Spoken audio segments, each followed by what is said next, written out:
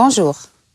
Dans cette capsule, je vais expliquer la régulation du cycle sexuel de la femme et son intérêt dans la maîtrise de la procréation. L'objectif de la fonction reproductrice humaine est d'arriver à la conception d'un nouvel individu. Le désir de mettre au monde un nouveau-né est l'un des désirs les plus naturels, alors que le nombre d'enfants désirés est limité et leur naissance devrait être espacée selon la volonté du couple. En effet, la possibilité de procréer existe réellement à chaque cycle sexuel chez la femme, dont le déroulement implique l'intervention d'une régulation hormonale qui cible la mise en place, d'une part l'activité cyclique des ovaires et d'autre part l'activité cyclique de l'utérus, le préparant à une nidation. Je vais rappeler le mécanisme de la régulation hormonale du cycle sexuel. Parallèlement, je vais déterminer d'une part la période favorable à une fécondation, la période favorable à une nidation, dans le but de favoriser une procréation. Et d'autre part, la période du cycle que l'on peut appliquer pour utiliser un moyen contraceptif, la pilule combinée, formée d'un œstroprogestatif de synthèse dans le but de limiter ou espacer les naissances. La régulation sexuelle chez la femme nécessite des interactions hormonales cycliques, d'une part entre le complexe hypothalamo-hypophysaire et l'ovaire, afin de déterminer le cycle ovarien, et d'autre part entre les ovaires et l'utérus, afin de déterminer le cycle utérin. Je vais commencer par la détermination du cycle ovarien. La régulation du cycle ovarien fait intervenir deux types d'interactions, le contrôle et les rétrocontrôles. Pour le contrôle de l'activité cyclique des ovaires, il est réalisé par le complexe hypothalamo-hypophysaire. Je rappelle que l'hypothalamus est situé à la base du cerveau, formé d'amas de neurones qui sécrètent dans le sang, parcourant la tige pituitaire, une neurohormone, la GnRH, qui arrive aux cellules hypophysaires. Celles-ci libèrent deux hormones, les gonadostimulines FSH et LH, qui stimulent les ovaires.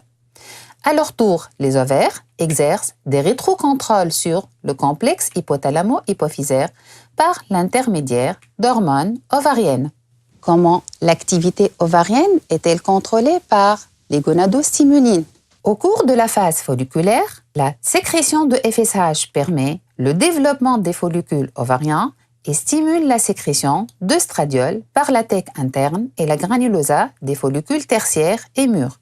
Lorsque le follicule atteint sa maturation, il y a un pic de FSH et surtout de LH qui déclenche l'ovulation et transforme le follicule rompu en corps jeune et stimule au cours de la phase lutéale la sécrétion d'œstradiol et de progestérone.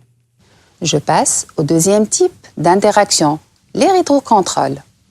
Quels sont les types de rétrocontrôles exercés par ces hormones ovariennes sur le complexe hypothalamo-hypophysaire? Au début du cycle et jusqu'au 10e jour, l'augmentation de la sécrétion d'œstradiol par les follicules en croissance est considérée comme étant une faible dose. Elle freine la sécrétion de FSH et de LH.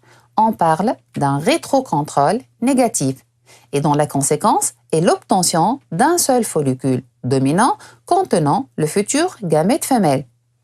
Du 10e au 12e jour, on constate une augmentation d'œstradiol qui, à partir d'une certaine valeur seuil, est considérée comme étant une forte dose. Elle stimule la sécrétion brusque de FSH et surtout de LH qui atteint un pic vers le 13e jour.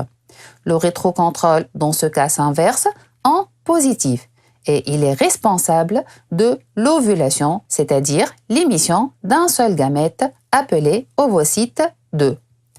Pendant la phase lutéale, l'augmentation de la sécrétion d'œstradiol et de progestérone par le corps jeune exerce un rétrocontrôle négatif qui freine la sécrétion de FSH et de LH.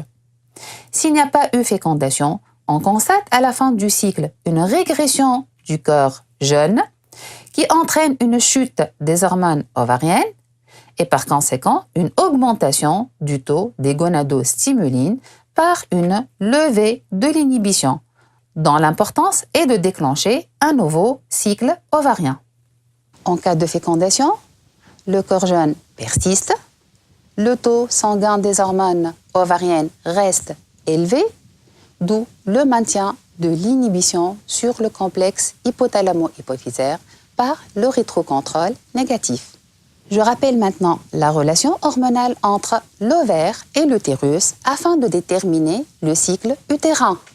Au cours de la phase folliculaire, dite aussi post-menstruelle, et sous l'action de l'œstradiol, l'endomètre s'épaissit, se vascularise et forme des glandes en tubes peu profondes. Pendant la phase lutéale, dite prémenstruelle, sous l'action combinée des deux hormones ovariennes, l'œstradiol et la progestérone, la muqueuse s'épaissit encore et les glandes deviennent profondes, sinueuses, formant la dentelle utérine et se remplissent de sécrétions d'un mucus riche en glycogène. Les vaisseaux sanguins se spiralisent. Ces modifications préparent les conditions favorables à la réception de l'embryon et son implantation dans la muqueuse et son développement au cours de la grossesse. Lorsque la fécondation n'a pas eu lieu, toutes ces préparations deviennent inutiles. La chute du taux plasmatique de ces hormones à la fin du cycle suite à la régression du corps jeune provoque la mort et le détachement de la partie supérieure de l'endomètre, ce qui entraîne les menstruations et par conséquent, donc ces menstruations qui marquent le début d'un nouveau cycle. L'existence d'un mécanisme de régulation hormonale contrôlant le fonctionnement cyclique de l'appareil génital de la femme lui assure la capacité à procréer de la puberté jusqu'à la ménopause. Les connaissances acquises sur le déterminisme du cycle sexuel et son déroulement ont permis la mise au point de méthodes permettant de contrôler les naissances en agissant sur les étapes clés de la conception. L'entrée des spermatozoïdes dans l'utérus à travers une glaire perméable, l'ovulation, c'est-à-dire l'expulsion de l'ovocyte 2 par l'ovaire, la rencontre entre les deux gamètes pour former une cellule œuf, c'est la fécondation, et enfin l'implantation de l'embryon dans la dentelle utérine, c'est la nidation qui marque le début de grossesse. Parmi les méthodes utilisées pour maîtriser la procréation, les médecins et les scientifiques peuvent agir sur les différentes étapes qui mènent à la grossesse, en utilisant les hormones de synthèse qui imitent les hormones ovariennes féminines pour empêcher la conception. Il s'agit de la pilule combinée qui se présente sous forme de plaquettes de 21 comprimés constituées d'hormones de synthèse que la femme commence à prendre dès le premier jour du cycle à raison d'un comprimé par jour et à la même heure. Pour expliquer le mode d'action de la pilule combinée, on va se baser sur des dosages hormonaux, hypophysaires et ovariens durant un cycle normal suivi d'un cycle sous pilule. On remarque que dans le cycle sous pilule, les concentrations de ces hormones restent faibles, comme si l'hypophyse et les ovaires étaient mis au repos. Or, au début du cycle normal, l'augmentation de la sécrétion de FSH stimule la croissance d'un follicule dans l'un des deux ovaires et stimule la sécrétion de l'œstradiol.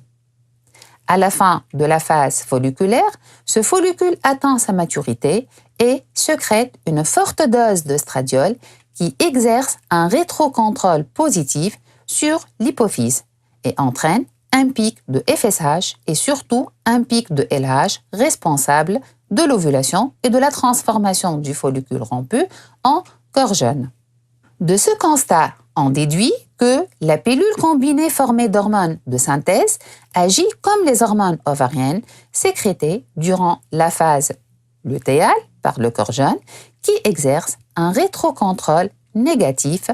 Donc, si la femme commence à prendre Cette pilule, dès le premier jour du cycle, les hormones de synthèse qu'elle contient vont exercer un rétrocontrôle négatif sur le complexe hypothalamo-hypophysaire, ce qui entraîne une diminution de la sécrétion hypothalamique de GnRH et par conséquent une diminution de la sécrétion hypophysaire de FSH. Et par conséquent, au niveau de l'ovaire, il n'y a plus de follicule dominant, d'où on ne peut pas avoir un pic d'œstradiol qui va exercer un rétrocontrôle positif. La conséquence, il n'y a plus d'ovulation. En bloquant l'ovulation, la pilule empêche la conception, d'où l'effet contraceptif. Et par conséquent, il n'y a pas de formation de corps jeune, absence de sécrétion de progestérone, d'où arrêt du cycle ovarien. Les hormones ovariennes ne peuvent plus stimuler l'utérus. Alors, comment peut-on expliquer la cause de l'apparition des règles au début et à la fin du cycle sous pilule? On a vu qu'au cours d'un cycle sexuel normal, l'augmentation de l'œstradiol pendant la phase post-menstruelle est responsable de la prolifération de l'endomètre. L'action combinée des oestrogènes et de la progestérone entraîne le développement de l'endomètre en dentelle utérine pendant la phase pré-menstruelle. Donc, à la fin du cycle, la chute des hormones ovariennes due à la régression du corps jeune entraîne la destruction partielle de la dentelle utérine, d'où les menstruations qui marquent le début du cycle sous pilule. Maintenant, au cours du cycle sous pilule, l'action des hormones de synthèse œstroprogestative rend la muqueuse utérine peu développée, impropre à l'anidation, comme vous le voyez, et une glaire cervicale imperméable aux spermatozoïdes. L'arrêt de la prise de la pilule durant les 7 derniers jours du cycle entraîne la destruction de cette muqueuse utérine, c'est ce qu'on appelle hémorragie de privation. Je vous remercie pour votre attention.